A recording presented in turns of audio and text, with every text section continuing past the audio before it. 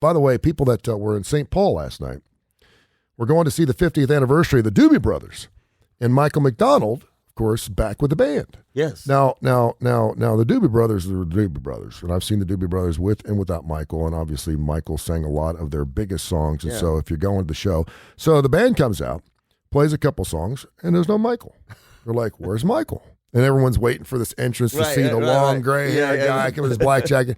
He never shows up. The band, after the second song, says, listen, Michael's not feeling well tonight. Oh, no. He's here, but he's self-isolating. He just doesn't feel good. So he's not going to come out tonight. And so, much to the chagrin of a lot of the fans are like... All of the fans. Well, yeah, first of all, you've already bought your ticket. You're there. And you're there, and I would say probably 75% of them wouldn't go to a Doobie Brothers concert, nothing against the Doobies. Yeah. Nothing against the Doobies. But, I mean, because it's Michael flipping McDonald. Michael can carry the show himself. And so, at the age of 69, you're kind of like... They didn't say anything about COVID. Okay. They just said he wasn't feeling well. He's self-isolating, and he's fine, and let's rock and roll. It's so funny, the words you say self-isolating. Yeah, I don't know why they'd say he's self-isolating if he doesn't have COVID. But that's become and I don't know if he's vaccinated. I don't know any of that crap, but, I mean, he wasn't there, and obviously... Did they ever say anything?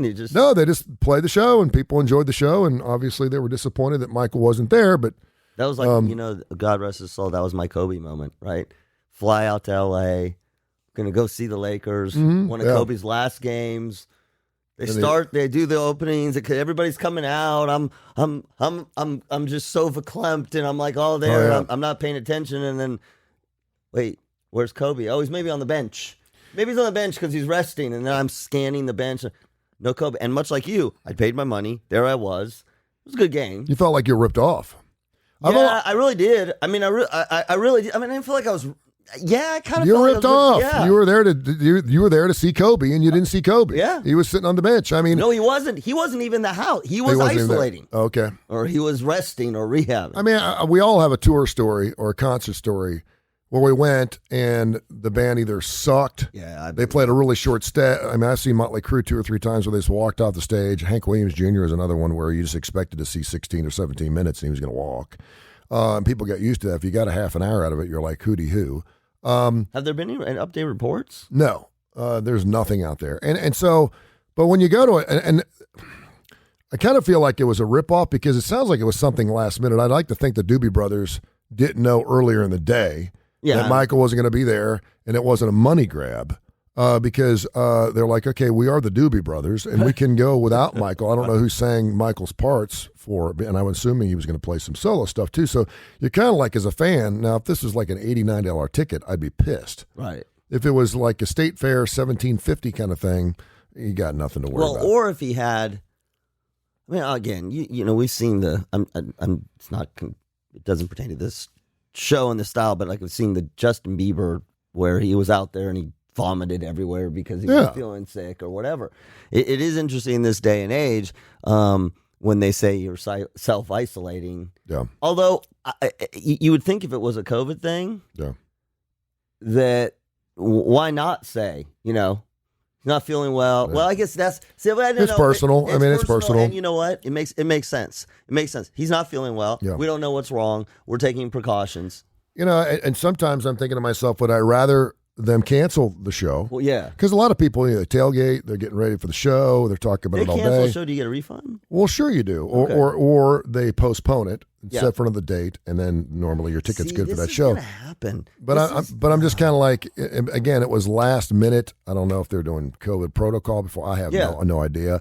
Kiss just canceled a concert a couple of days ago. They just said they're postponing 4 more shows because Paul Stanley's got COVID. And their tickets are still good down the road, but they postponed them ahead of time. There's several times where I know ticket sales weren't what they were supposed to be. I think it was a Rod Stewart concert in town, and people were looking forward to Rod Stewart for like months. Yes. And then the day of the show, it's been canceled. He's not feeling well, and we all because of ticket sales. Yeah, it just wasn't selling tickets. Is that like your flight being canceled? Yeah, absolutely. Your flight's been canceled due to we're not exactly sure. Plane malfunction. It wasn't plane malfunction. There were only 3 people on the flight. You were one of them.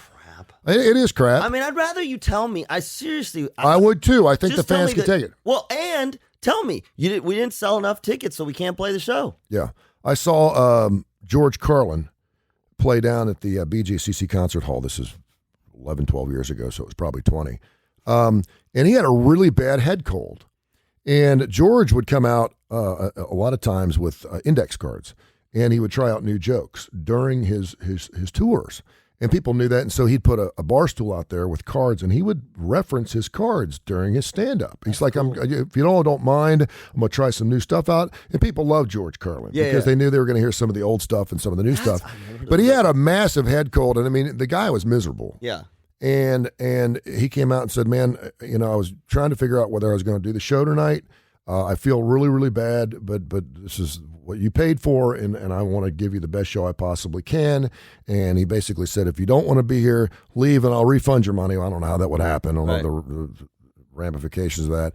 And he pulled it off, but you could tell his timing was off a little bit. He sounded horrible. He had a box of tissues on the stage, and he kept rubbing his nose, and it was kind of like, damn, dude. But I mean, it was still George Carlin. At that point, I think he was like 60-something, and we were all kind of like, it's George, let him go.